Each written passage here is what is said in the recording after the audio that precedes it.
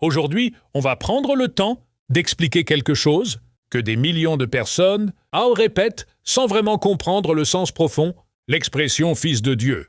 Pourquoi Jésus porte ce titre et pourquoi ce titre ne veut absolument pas dire « créature », serviteur, ni prophète inférieur, mais bien Dieu venu dans un corps humain. Ce que nous allons faire ici n'est pas un débat, pas une attaque contre une religion, pas une polémique. C'est une analyse logique, culturelle, historique et biblique. On va aller en profondeur, lentement avec des exemples, des références et une explication claire pour comprendre comment les premiers auditeurs de Jésus comprenaient cette expression. D'abord, il faut comprendre quelque chose que beaucoup ignorent. Dans la culture juive, et particulièrement dans la Bible, le mot « fils » n'a pas le sens biologique que nous lui donnons automatiquement. Nous, quand on entend « fils de quelqu'un », on pense un enfant qui vient après un parent, un être créé, quelqu'un de plus jeune, quelqu'un de moins grand. Mais dans la Bible, l'expression « fils de » parle avant tout de nature, d'essence, de caractère. Par exemple, dans Éphésiens 2:2, Paul parle des fils de la désobéissance. Ce n'est pas une question de naissance, mais de nature, de comportement. Dans l'Ancien Testament aussi, les prophètes appellent certaines personnes « fils de Bélial », ce qui veut simplement dire « ayant la nature du mal ». Quand Jésus dit que les croyants deviendront fils de lumière, dans Jean 12:36, cela veut dire « ayant la nature de la lumière ». Donc, quand quelqu'un était appelé fils d'eux, cela signifiait « il partage la même essence », la même nature que celui dont il est dit fils. Et c'est exactement là que tout commence. L'expression « fils de Dieu » dans la Bible veut dire quelqu'un qui a la nature de Dieu. Ce n'est pas une manière de dire Dieu l'a créé. Ce n'est pas une manière de dire Dieu l'a envoyé comme un prophète. C'est une manière de dire qu'il possède la même essence que Dieu. Et ça, les Juifs de l'époque le savaient très bien. La preuve la plus forte de cette compréhension se trouve dans Jean 5, 17, 18. Jésus dit « Mon Père agit jusqu'à maintenant. Moi aussi j'agis. » Et on lit juste après que les chefs religieux cherchaient encore plus à le faire mourir parce qu'il appelait Dieu son propre Père, se faisant lui-même égal à Dieu. C'est écrit noir sur blanc. En disant « Mon Père », Jésus déclarait qu'il avait la même nature que Dieu. Et les chefs religieux n'ont pas mal compris. Ils ont très bien compris. Plus tard, dans Jean 10:30, Jésus dit « Moi et le Père, nous sommes un ». Et les Juifs ramassent des pierres pour le lapider. Jésus leur demande pourquoi ils veulent le lapider. Et ils répondent « Ce n'est pas pour une bonne œuvre que nous te lapidons, mais pour blasphème, parce que toi qui es un homme, tu te fais Dieu. » Encore une fois, l'intention de Jésus n'est pas mal interprétée. Les auditeurs de Jésus comprennent parfaitement ce qu'il dit. Il affirme son égalité avec Dieu.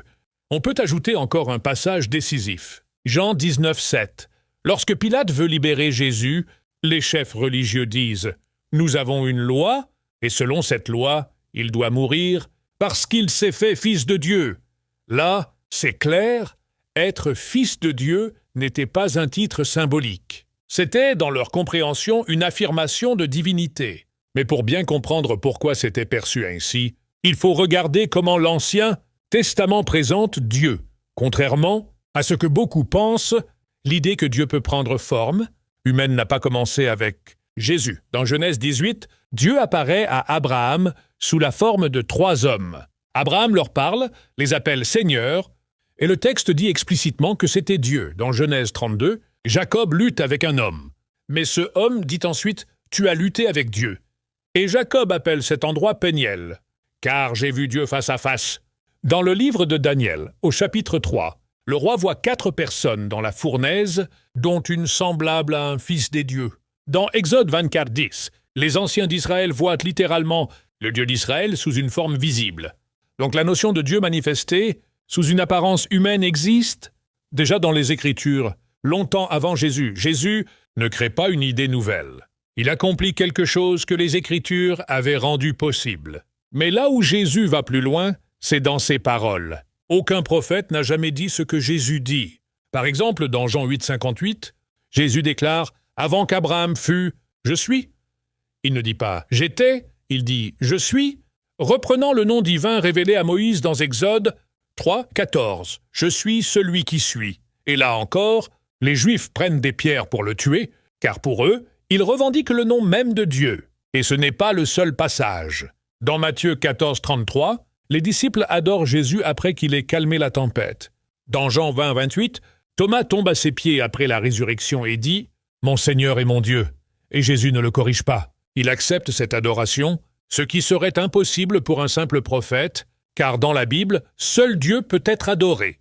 Dans Apocalypse 1, 17, Jésus déclare « Je suis le premier et le dernier », un titre que Dieu utilise dans Ésaïe 44, 6. Maintenant, pourquoi Dieu prend-il un corps humain à travers Jésus? Hébreux 1, 3 dit que Jésus est l'empreinte de la personne de Dieu. Comme un sceau reflète parfaitement le cachet qu'il a imprimé, Jésus reflète parfaitement Dieu, mais dans une forme que les humains peuvent voir. Jean 1, 14 dit « La parole a été faite chair, et elle a habité parmi nous. » Cela veut dire que l'essence divine, la parole éternelle, est entrée dans un corps humain.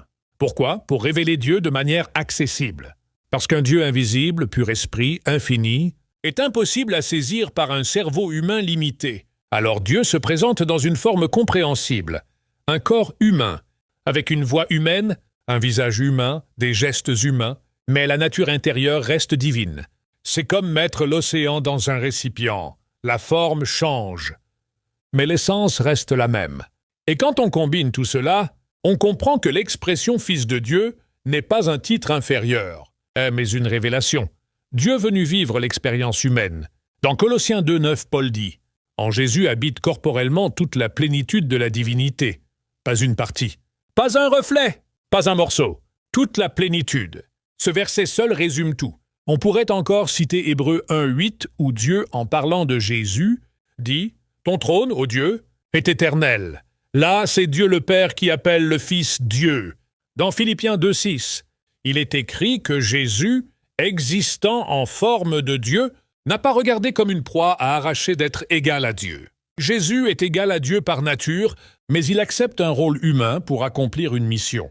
Alors, quand on met tout ensemble, la conclusion devient absolument claire. Dans la Bible, « Fils de Dieu » veut dire « de même nature que Dieu ».